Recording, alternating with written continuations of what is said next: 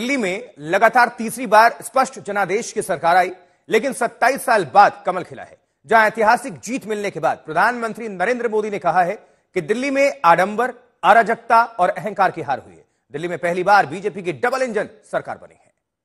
नरेंद्र मोदी जी को कहना चाहता हूं, मोदी जी इस जन्म में तो आप हमको नहीं हरा सकते दिल्ली के अंदर आम आदमी पार्टी। आपको दूसरा जन्म लेना पड़ेगा, इस जन्म में तो नहीं हरा सकते आप आम आदमी पार्टी को। मोदी मोदी मोदी मोदी। दूसरा जन्म तो नहीं, बस 3 चुनाव लगे और अरविंद केजरीवाल न अपनी सीट नई दिल्ली बचा पाए, न सत्ता की दिल्ली बचा पाए। दिल्ली के जनादेश से ये भी स्पष्ट है कि राजनीति में शॉर्टकट के लिए, झूठ और फरेब के लिए कोई जगह नहीं है। जनता ने शॉर्टकट वाली राजनीति का शॉर्ट सर्किट कर दिया। दिल्ली में भी कुंभ का मेला ही है जो 27 साल बाद आया। भारतीय जनता पार्टी दिल्ली में 27 साल बाद आ रही है और दिल्ली को दिल्ली बनाकर दिखाएंगे। श्री नरेंद्र। दिल्ली की जीत मोदी की जीत है, ना कोई किंतु है ना कोई परंतु है। मंच पर लिखा है दिल्ली का हाथ मोदी के साथ। श्री नरेंद्र मोदी, श्री नरेंद्र मोदी। आज दिल्ली की जनता ने साफ कर दिया है कि दिल्ली की असली मालिक सिर्फ और सिर्फ दिल्ली की जनता है।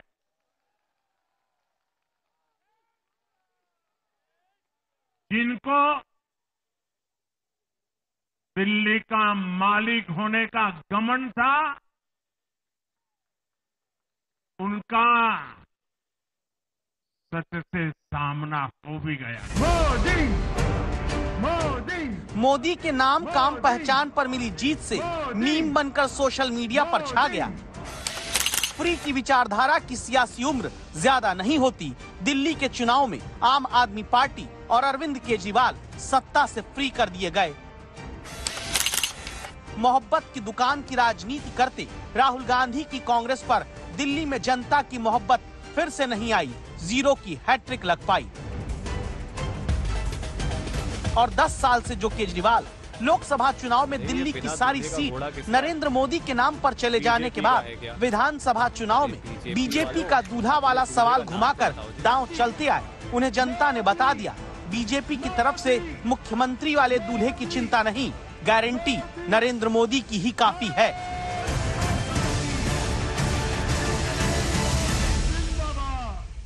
एक दशक की आपदा से दिल्ली मुक्त हुई। आज दिल्ली में विकास, विजन और विश्वास की जीत हुई है। आज आडंबर,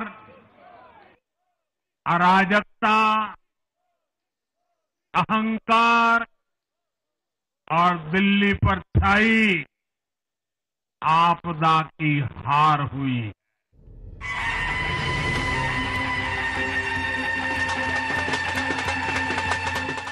दिल्ली में 27 साल बाद सिर्फ कमल खिला ही नहीं, बल्कि कमल ने दिल्ली में राजनीति के उन तमाम सियासी मॉडल के दावों को ध्वस्त कर दिया जिनके दम पर 12 वर्ष से राजनीति की प्रयोगशाला दिल्ली बन बैठी थी। जैसे अरविंद केजरीवाल का कट्टर ईमानदारी मॉडल फेल हो गया। अरविंद केजरीवाल नई दिल्ली सीट पर पिछली बार 21,697 वोट से जीते थे। अब की बार नई दिल्ली सीट से हारने वाले अरविंद केजरीवाल 25,999 वोट ही पाए।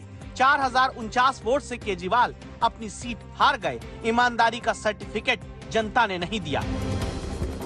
मैंने दिल्ली की जनता को कहा मैं इस्तीफा दे रहा हूं। अगर आपको लगता है केजरीवाल चोर है, मेरे को वोट मत देना। अगर आपको लगता है केजरीवाल ईमानदार है, तभी मेरे को वोट देना। और अगर दिल्ली की जनता को लगता है केजरीवाल ईमानदार है और दिल्ली की जनता मेरे को वोट देके जिताएगी, तभी मैं दोबारा सीएम की कुर्सी पे बैठूंगा। ये कट्टर बेईमान निकले।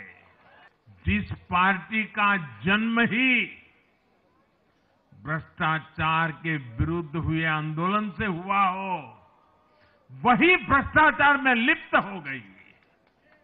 ये देश की ऐसी पार्टी बनी जिसके मुख्यमंत्री, मंत्री भ्रष्टाचार के आरोप में जेल गए, जो खुद को ईमानदारी का सर्टिफिकेट देते थे और दूसरों को बेईमानी का मेडल देते घूमते फिरते थे, वो खुद भ्रष्टाचारी निकले।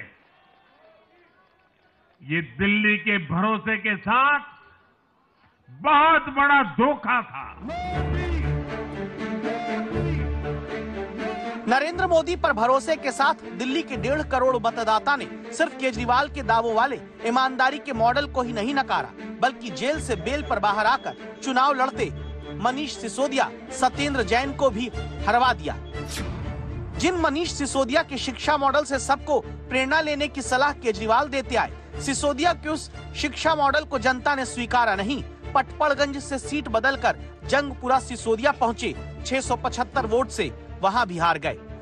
सत्येंद्र जैन के हेल्थ मॉडल का दावा केजरीवाल करते थे, लेकिन करप्शन के आरोप में जेल गए तो बेल पर बाहर आए सत्येंद्र जैन की ईमानदारी को भी 20,998 वोट से शकूर बस्ती सीट पर जनता ने फेल करार दिया। ईवीएम का मॉडल लेकर कभी ईवीएम पर सवाल उठाते रहे सौरभ भारद्वाज भी दिल्ली में चली मोदी लहर में ग्रेटर कैलाश में 3,188 वोट से अपनी सीट हार गए। यानी अब की दिल्ली में न कट्टर ईमानदारी चली, न भ्रष्टाचार के आरोप में गिरफ्तारी पर सिसोदिया सत्येंद्र जैन को भगत सिंह बताने वाली सियासत चली। सबसे बड़ा दुख वो इस बात का है कि जो भ्रष्टाचार से लड़ते हुए सरकार में आया था, उसी ने भ्रष्टाचार के सारे रिकॉर्ड तोड़ दिए। ये हमको देखने को मिला। शिक्षा छोड़कर शराब घोटाले में पड़ गए और शराब घोटाले में भी छोटा मोटा घोटाला नहीं किया, 2,800 करोड़ रुपए का घोटाला।